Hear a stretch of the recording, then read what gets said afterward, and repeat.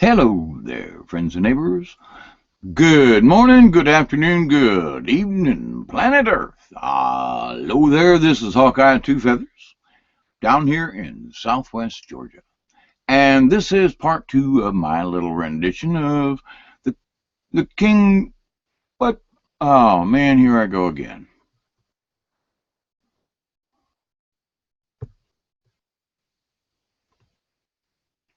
It had me reload this. I've spent time, I reloaded, I did it again, then I went back in, then I did it again, and now it's telling me that I got an added app or something. I don't know why it wants to do whatever it's doing. Maybe I have to reboot the computer. Now, I have not done that. I did reboot Google, but it's telling me I can't use the control room. Okay, so I wanted to be able to go, okay, who's on, who's off, start the. Nah, it won't let me. Okay, let's see. I will do this just in case, and I will say hello, say hi. There we go. No. Where I left off with King James, and I'm sorry for I'm still getting used to this stuff. My apologies, please. Thank you very much. Now, earlier on, I was talking about the differences between the two Bibles. And I was trying to discuss the fact that, do you really know what you're reading? Okay.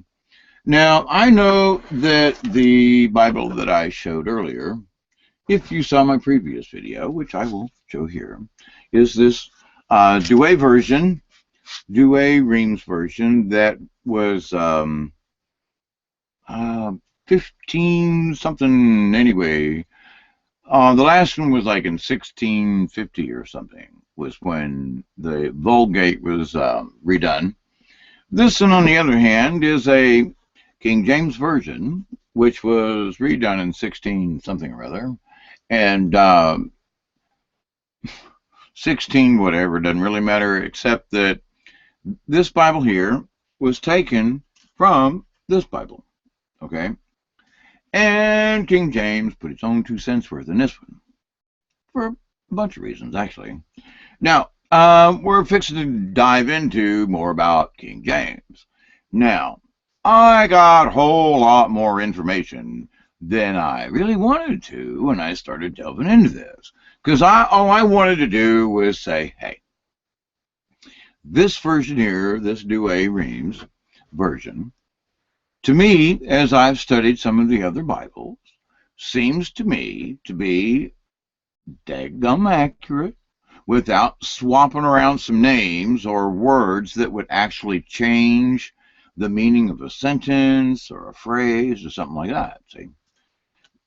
Nope. It's pretty good. It has nothing to do with the fact that it's a Catholic Bible. That's not where I'm headed with this, y'all. Okay? I don't care if it's Catholic. What I care about are the guys that dedicate themselves to putting the correct word in here. And at the time that they put it in here, they all agreed. Not too bad. Now, on the other hand, this one is printed by the Gideons.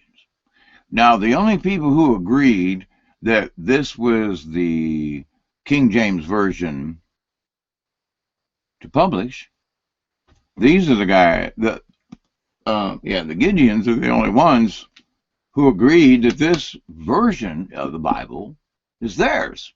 This is a Gideon's Bible of King James Version. This is not a King James Version. This is a Gideon's version of the King James Version.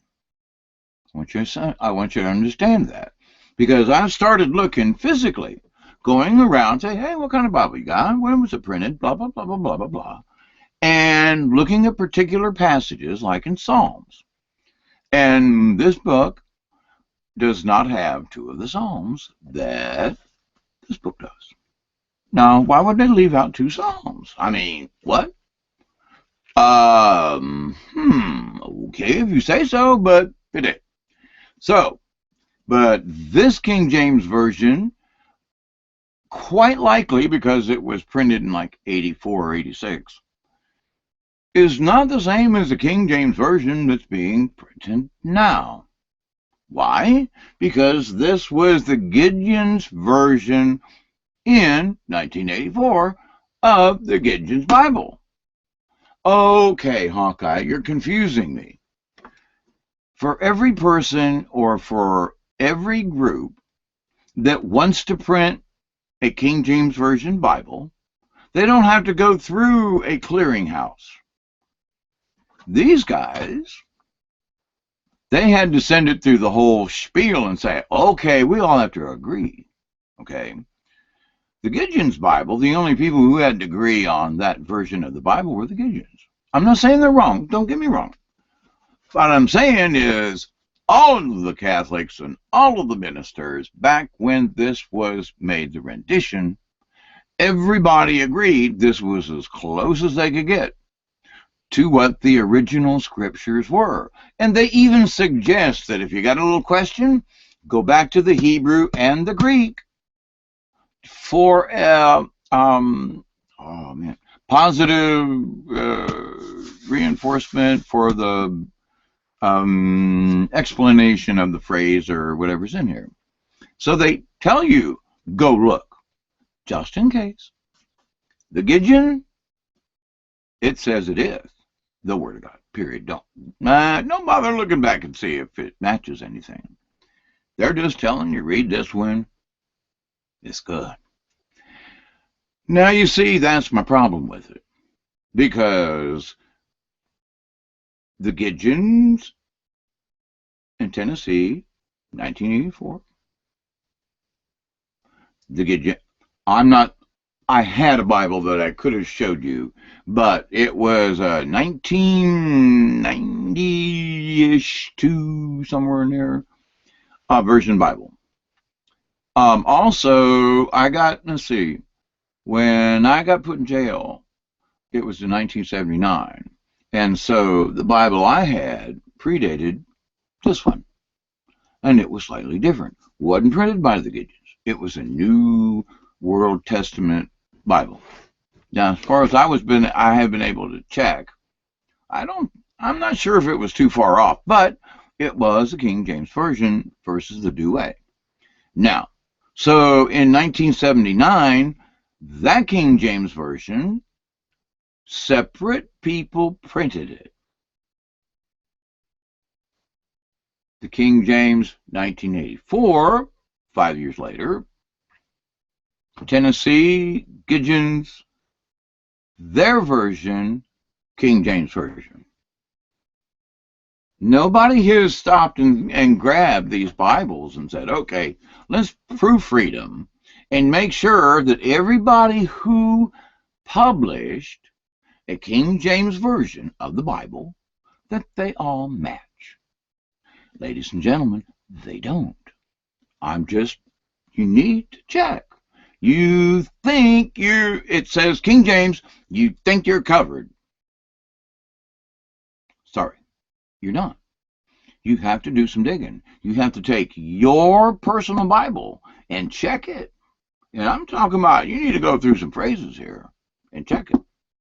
Now, to me, how Revelations is screwed up in here and hard to understand and read is very simple in the Douay Reims version. What you say, Hawkeye? Oh yeah, it really is. It's really easy to understand. This chops up some sections and really makes it a little difficult to understand. And I can understand why some people would have trouble understanding some of this. Now, let's go to St. James. Ooh.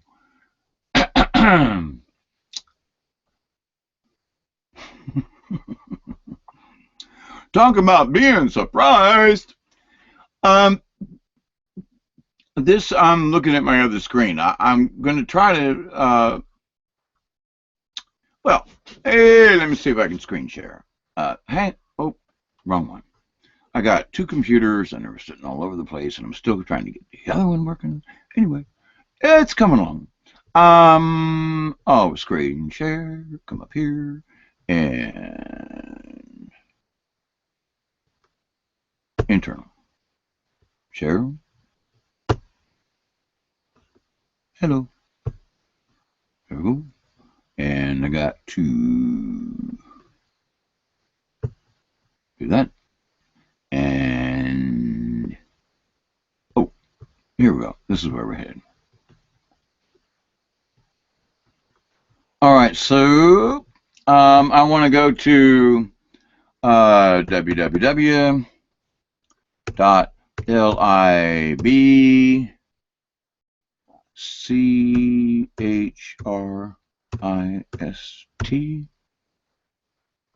libchrist.com.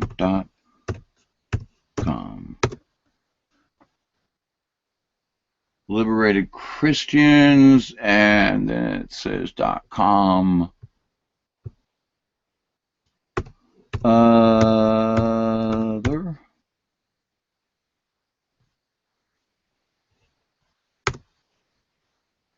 Oops. And let me see down here. All right. I've got a. It's it must be on one of their other pages here.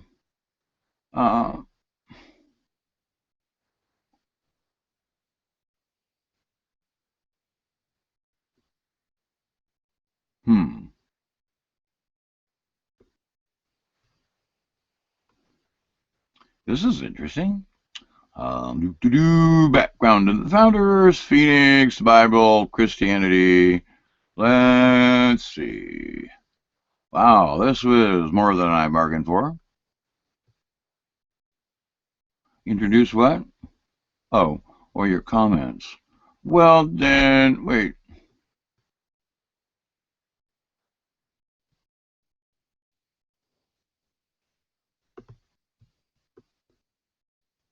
Hmm.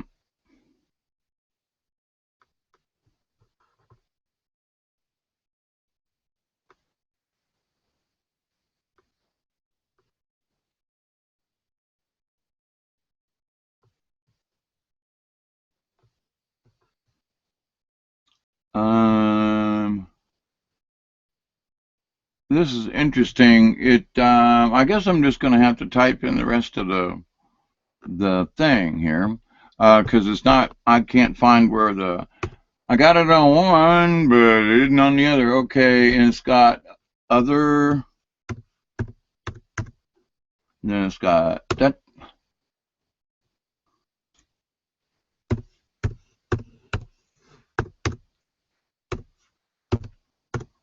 Yeah, it says homosexual. I was shocked. Yep. Did I spell it right? Homosexual. King.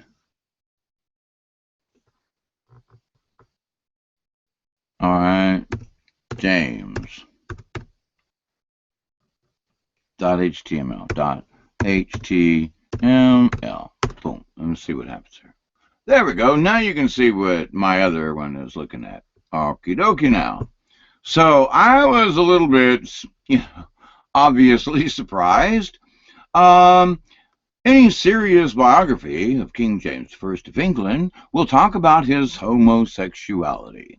He was completely open about it. Sources include the reports of foreign ambassadors, such as the Spanish ambassador writing home to say, "The king goes to Newcastle today, much as another monarch went to Capri." Of course, you would have to know about Tiberius at Capri to understand that. In other words, inside joke. The printing of the King James Bible was sponsored by King James I of England until the printing of this version of the scriptures were practically unknown either to clergy or to people. In 1522, William Tyndale, an Oxford scholar, considered translating the Bible into English. He met resistance and was exiled to Germany. In 1525, the New Testament, partially translated by Tyndale, was printed in Cologne. During the same year, 6,000 copies of the Testament were smuggled into England. by the authority of the church, they were publicly burned. The Bible was the first book ever to be banned in England. Driven from town to town, William Tyndale was eventually strangled in 1536 and his body burned. Whoa. Mary, Queen of Scots, and Mother James I, and a devout Catholic, had commanded that no manners of persons presume to bring into this reel any messages, books, paper, etc., in the name of Martin Luther, John Calvin, Miles Coverdale, Erasmus, Tyndale, etc., or any like books containing false doctrines against the Catholic faith. The Puritans complained to King James that the Bible, available to them, the Douay version, was corrupt and begged for a new translation. King James complied, and in 1611 the first printing was completed. King James I, at the age of 8, was able to translate aloud chapters of the Bible from Latin to French and then to English. James believed strongly that the Bible should be available to ordinary people, not just clergy. At the age of 13, James fell madly in love with his cousin, Esme Stuart, whom he made Duke of Lennox. James deferred Esme to the consternation of his ministers. In 1582, James was kidnapped and forced to issue a proclamation against his lover and send him back to France. Despite his homosexual activities, James later fell in love with and married Anne of Denmark, with whom he had 7 children. Notes: William Tyndale's impact on the translation of the King James Bible. Oh, I'm sorry, that was this is cool. King James was affectionately called Queen James by his friends. Being gay himself, he would know if the Hebrew and Greek condemned homosexuality. If indeed homosexuality was to be condemned, Thomas More used the word invert in 1533. Invert was one of the words used to denote homosexuality. So, by the time of the writing of the King James Version, there were several words in use which would have condemned homosexuality. They were not used. Ask yourself, if there were plain and simple words to mean homosexuality, why weren't they used? Simply because homosexuality was not the issue in these passages that the religious right use. Almost every biblical scholar today will agree on that point. It wasn't until 1946, with the coming out of the Revised Standard Version, did we find the word homosexual in an English translation. If Plato, Erasmus, Michelangelo, James I of England, and others were gay throughout history, surely people knew about homosexuality long before the religious right decided that it was a sin. It is appalling to me that so many people follow fads and false teachers without even looking into the background of the things they are willing to condemn. When Mel White, who was a ghostwriter for Jerry Falwell, Billy Graham, Pat Robertson, and others, told them he was gay, and he tried for 25 years to overcome his homosexuality, you would think that they would be willing to listen to an expert. But no, they act like they don't even know him. Now, that is rather interesting. Now, in 1573, Francis Bacon and his elder brother Anthony, who was also gay, entered Trinity College in Cambridge. They then went to Gray's Inn, London, in 1576. In 1582, Francis was called to the bar and began a very successful law practice. He became a member of the Parliament in 1584 and was appointed Queen Elizabeth's first counselor in 1591. James I, 1566 to 1625, acceded to the throne in 1603, and in the same year Francis Bacon was knighted. He became Solicitor General in 1607, Attorney General in 1613, and Lord High Chancellor in 1618. He was conferred the title of Baron Verulam in 1618 and of Viscount St. Albans in 1621.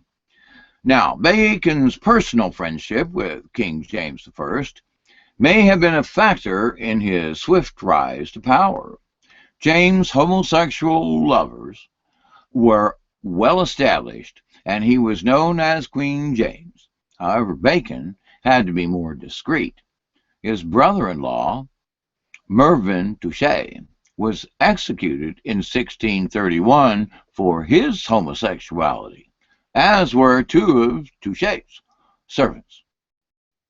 Now, some Christians, however, attack these facts and suggest that King James was such a good Christian he could not possibly be a homosexual. There are strong passions on both sides of the question regarding the sexual orientation of King James, for an outspoken view that he was not homosexual. You should see King James the Sixth of Scotland, the first of England, unjustly accused? Haha.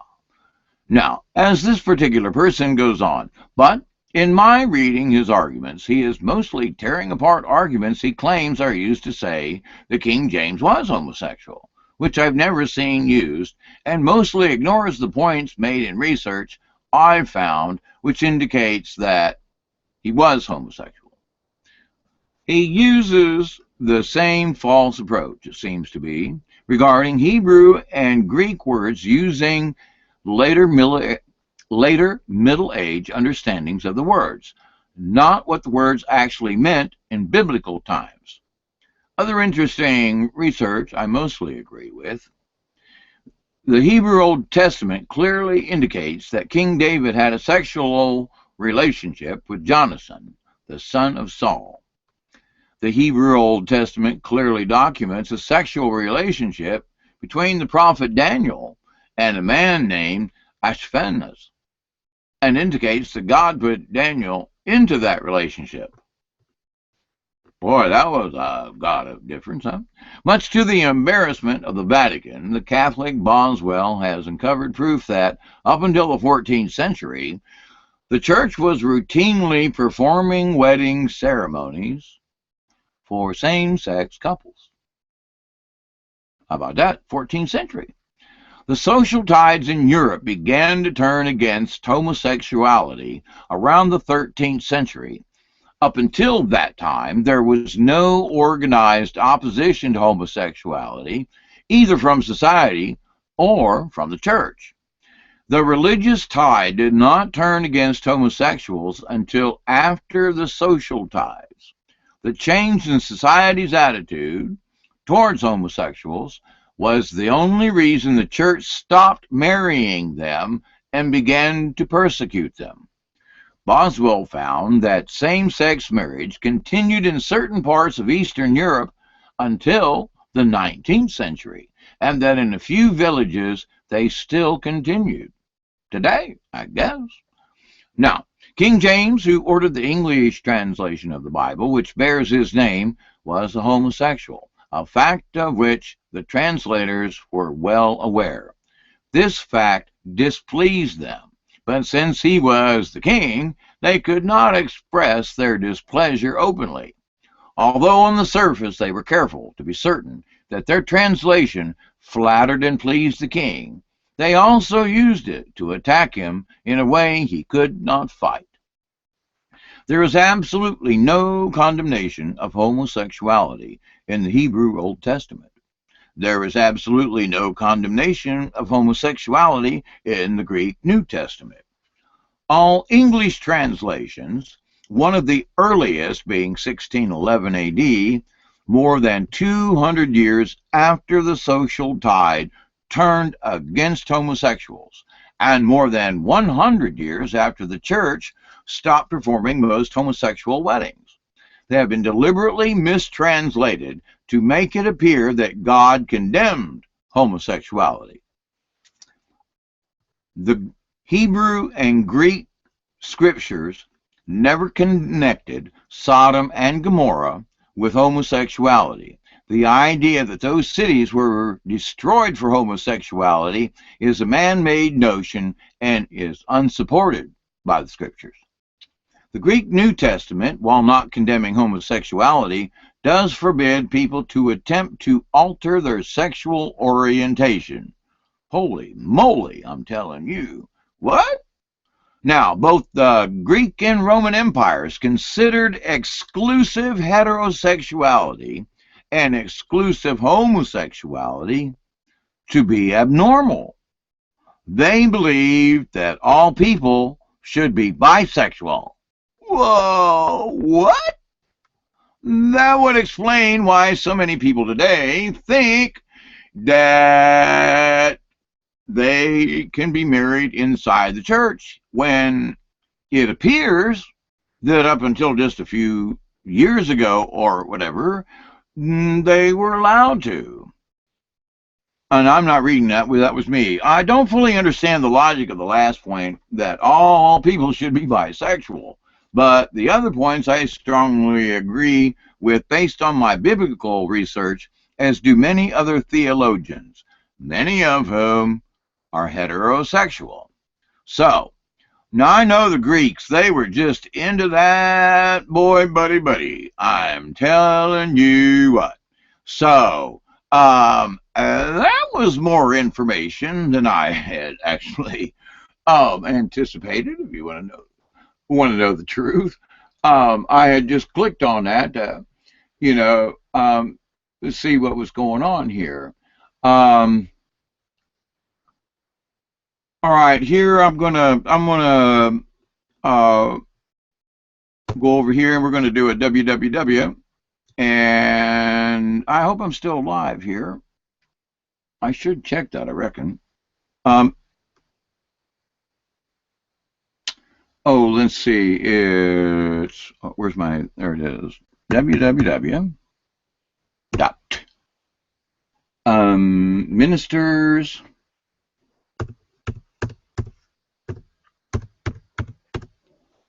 Ministers best friend.com.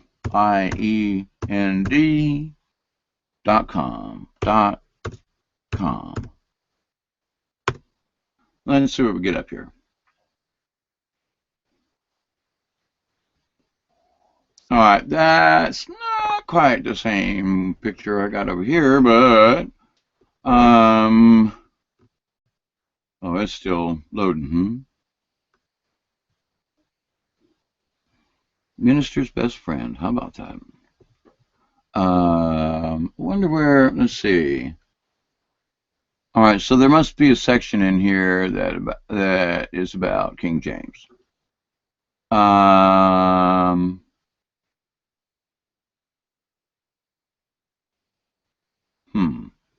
Now let me see here. East India leader. Kenya. Gay Congress. Big lie.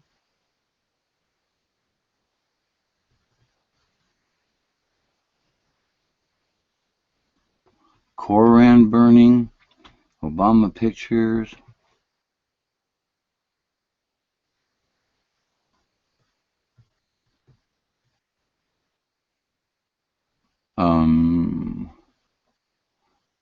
Top 20 divisions: apostasy, Bible study, Church USA, pro-gay OK, bibliophilia, Catholicophilia, or something, blah, blah, blah. Holy moly. Wow. There's a bunch of stuff in here, hey? I thought maybe that it would just like pop up, but let's see. Do they have minister's best friend? Let's see. I'm trying to see. Blah blah blah. Divinity. Now, this is this doesn't mean that. Nah.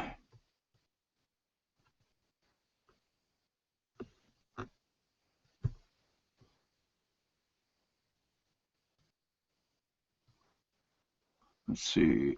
Nope. Wait. Is there something supposed to be behind there? Oh well. I was just. Well, they got a lot of pictures of folks, don't they? Many study resources, over 2,000 important. Getting started, the big lie, fellow Christians. I didn't think it was going to take so long. Okay. Bestfriend.com. Let's see, / King dash James. Whoop, capital. Yeah, that might make a difference.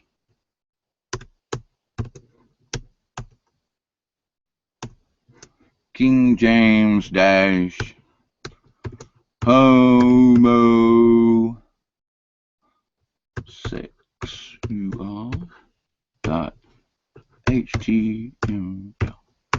Okay.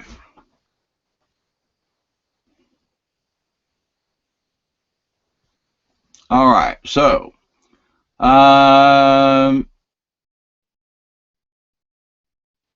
this says King James homosexual. The Bible, most popularly known by its King James translation, was ordered into the English language during the early 1600s.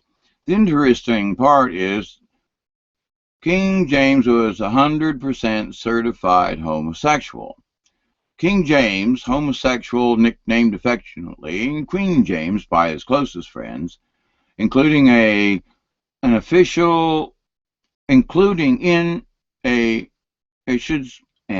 official capacity by Sir Walter Raleigh. In fact, most of the verses that Christians attribute in the Bible to be anti-homosexual didn't appear until 1946. Now, how about that? See, 1946, they changed the Bible. Oh, what? How about that? Now, are you reading the King James Version of the Bible now? Apparently not, because in 1946, they changed it. Okay? When someone came along and revised the King James Version of the Bible into modern English, in fact, wow, this is good, because, okay. In fact, there are about 26 condemnations of homosexuality in the original Greek New Testament, with several in the Hebrew text as well. It wasn't until about 100 years after the church stopped performing gay marriages that English translations stopped deliberately mistranslating the text to ignore homosexuality. Holy moly. Okie dokie then. So, there are different versions of,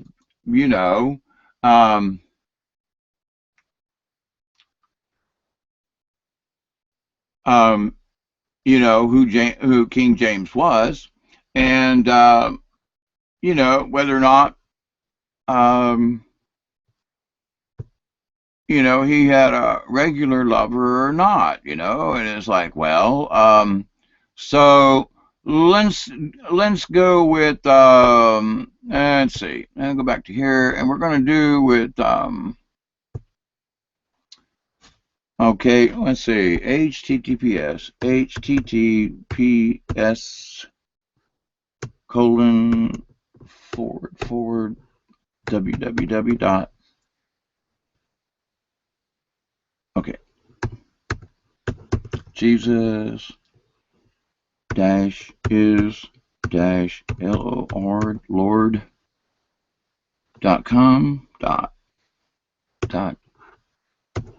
.com / King bio.htm. Oh, Noel .htm. Bunk. Okay. Okay, okay. Wow. Background on this particular one then wow, that one's white and this one, oh well.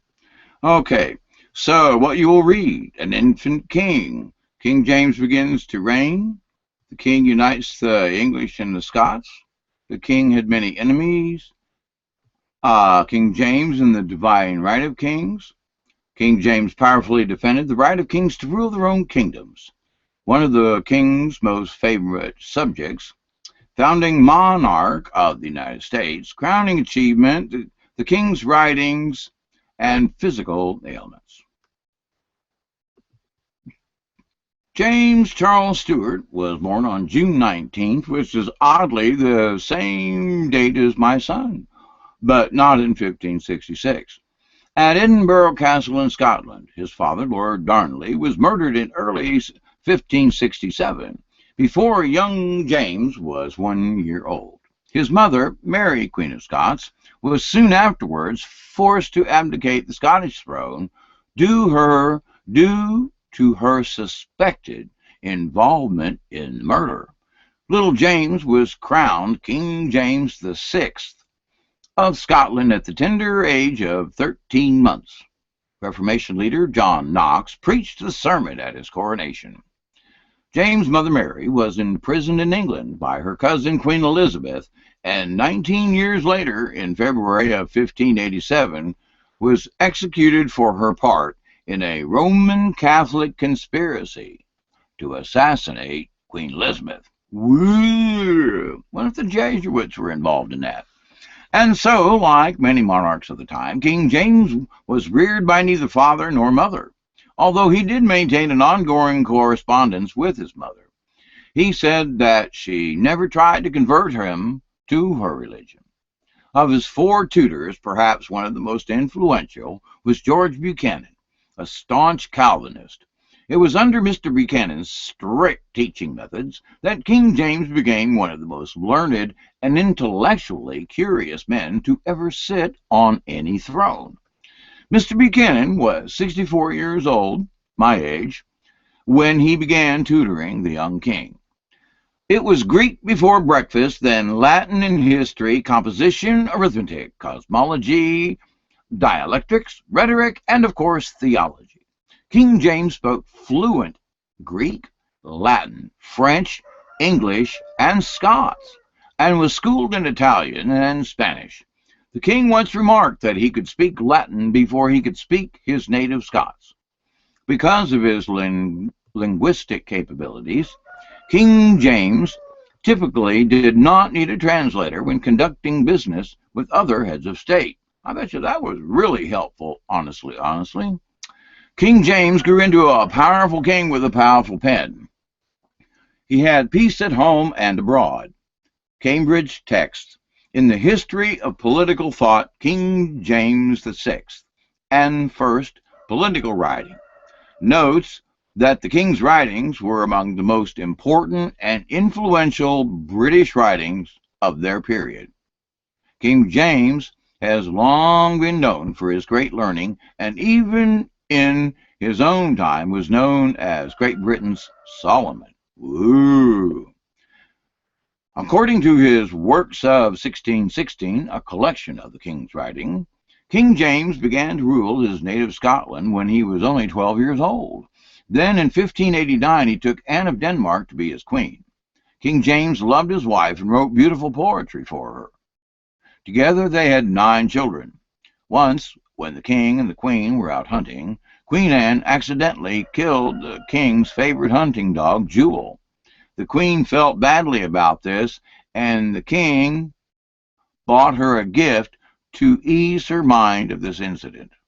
In order to pass on his kingly instruction to his eldest son, Prince Henry, King James wrote Basilian Doron, which means the kingly gift. The Basilian Doron was not meant for general publication, but for the instruction of the young prince in the likely event that his father would not survive to instruct him. King James was sickly and survived a number of assassination attempts. The king bound his printer, Robert Waldegrave, to secrecy and ordered an edition of only 7 copies. Somehow, however, intelligence of the book and its contents got abroad. Subsequently, there was so much demand for the Basilicon Doron that forged corrupted copies were being distributed. With these pressures, the king then had it published for the general public, and it became a bestseller. Wow! It was published in English, Welsh, Latin, French, Swedish, and German for a period of over 50 years. Oh my goodness. So the Basilicon Doron is a short treatise, only 153 pages long. It consists of 3 short volumes, the first of which is A King's Christian Duet Towards God. James the Israel said, James had formed the most elevated conception of the virtues and duties of a monarch. That's very interesting. In Basilicon Doron, King James' understanding of Christian discipleship, there you go, style and prose are at their best. He skillfully intertwines sacred scripture with godly and Christian advice. The king offers his son this important advice on knowing God. Diligently read his word and earnestly pray for the right understanding thereof. Search the scriptures, saith Christ, for they will bear testimony of me. The whole scriptures, saith Paul, are profitable to teach, to improve, to correct, and to instruct in righteousness, that the man of God may be perfect unto all good works. The whole scripture containeth but 2 things, a command and a prohibition. Obey in both. The worship of God is wholly grounded upon the scripture, quickened by faith. As he spoke, or wrote. King James' great aspiration to be the first king of both Scotland and England was realized in 1603 upon the death of Queen Elizabeth. When he ascended to the English throne that year, he had already been king of Scotland for 36 years. He was now known as King James VI of Scotland and the first of England. Now, Roman Catholics attempted to assassinate King James in 1605 in what is known as the Gunpowder Plot. In the plot, Guy Fawkes and other Catholics designed to blow up, via gunpowder, the king and the entire British Parliament. As related in King James' works, the conspiracy was miraculously discovered. According to King James in his treatise entitled A Catalogue of the Lives of the Tories, together with a brief confutation of them, works pages 340. It was not just any occasion of despair given to the powder traders, but the instructions which they had from the Jesuits. Oh my God, here they are again. The Jesuits, see what I tell you, the Jesuits, that caused them to attempt this bloody design. See the promulgation in page 291 and 335, and the book entitled The Proceedings Against the Late Traitors. This failed attempt to murder King James is still remembered each year in England on November 5th and is known as Guy Fawkes Night. Holy moly! Now, see, I had gotten different explanations of Guy Fawkes, and apparently, there it is right there. I'm going to have to bookmark this one. Yeah, right there. Let's see. That's a good place. King James. Boom. Now,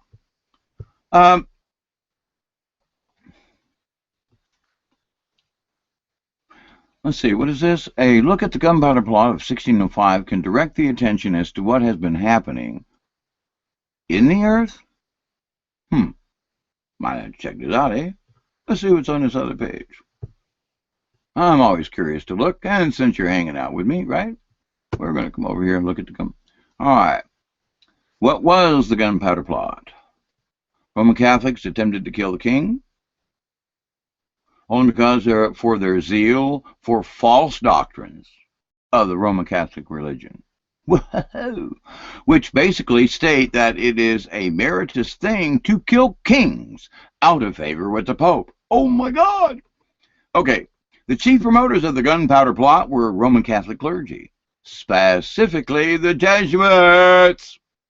Pay attention. Who's trying to get in now? Who is a Jesuit? Hillary Clinton's vice presidential choice is Jesuit. Dun, da, da, da. Who is the pretend pope? A Jesuit. Okay. There has been a long time historic Roman Catholic interference in politics. Yeah, but especially with the Jesuits. Okay, I just got to go there.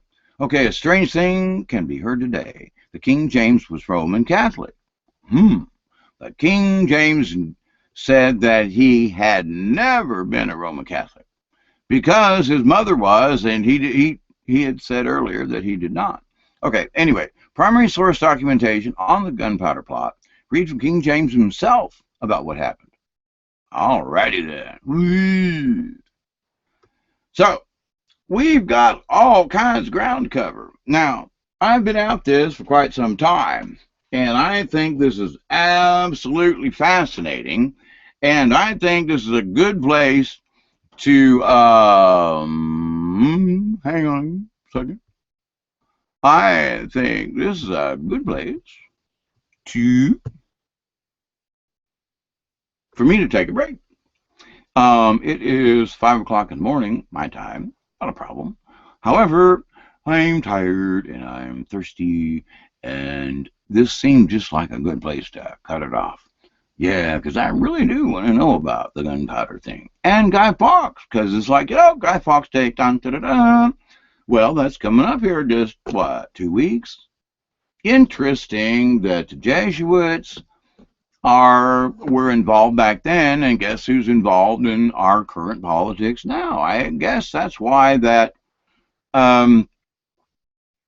that other link that I clicked to meant that it was important information for today's time, in that the fact that the Jesuits are still messing with everything, And let me say this just a little bit out of context, and from this study right now of King James, is the fact that over the centuries, and I forgot where the Jesuits started from, but they're like the bad guys, and all through the history of the Catholic Church, the Jesuits and the Catholics, just the straight Roman Catholic folkses, have been at it, I'm telling you, okay?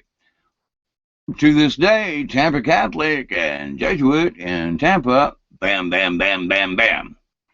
I, quote, lost a good friend from grade school.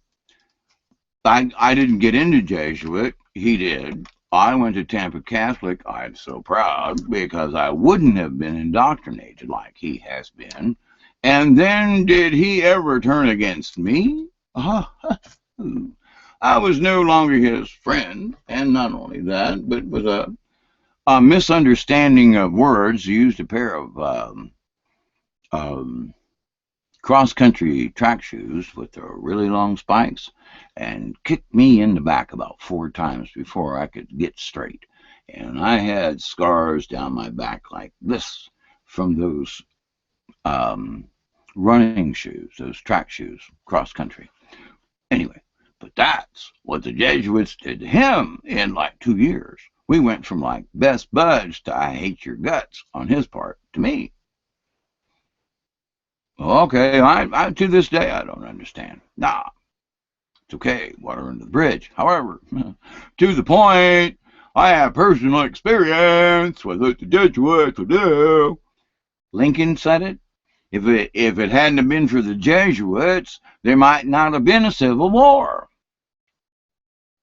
What's going on right now in our politics? The Pope, the Jesuits, the vice presidential nomination with Hillary Clinton is raised Jesuit.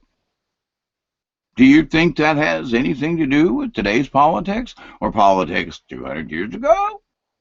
Well, let's see, 18, 150 years ago, the Civil War, okay, which it looks like folks are saying if Hillary gets elected, oh my goodness, they want to start a civil war. Lord have mercy, y'all. We need to pray. We need to pray and pray hard. If she gets elected, I don't like it. I don't want her. But that don't mean I'm going to start a war. However, I will stand up for what's right or wrong. And, well, she's wrong. And we need to do something else. Now, get her to resign, finally get her thrown in jail or something. But she's a crook. And we don't want the guy as her vice president to have anything to do with the presidency, although as a vice president, he's gonna be sitting in the chambers. So he's gonna be helping making bills and passing laws and being a Jesuit. No, please don't. Please pray that we're all going to stay calm over the whole thing, regardless of who gets elected. Because there are things that are going to be coming out of the sky that it's not going to matter who's president. Nope. And when the earth does her shaky shake, it isn't going to matter who's president, etc. All right. I love you all. This is the end of part 2. And apparently there's going to be a part 3, which I'm actually looking forward to. So I'm going to bookmark all this stuff before I shut her all down. I love you all. God bless you. And sleep well or have a good day, depending on what time it is. This is Hawkeye Two Feathers saying, wow, it's been great hanging out with you. Learned a lot about King James, But, there's a madness to him that we're going to get into even further down the line. So, hang out with me. Come back for part 3. See you later. Adios. And be good, be compassionate. Feed your brother, feed your mother. Put shoes on somebody who ain't got them. And make sure you stay warm this winter. Bye, guys.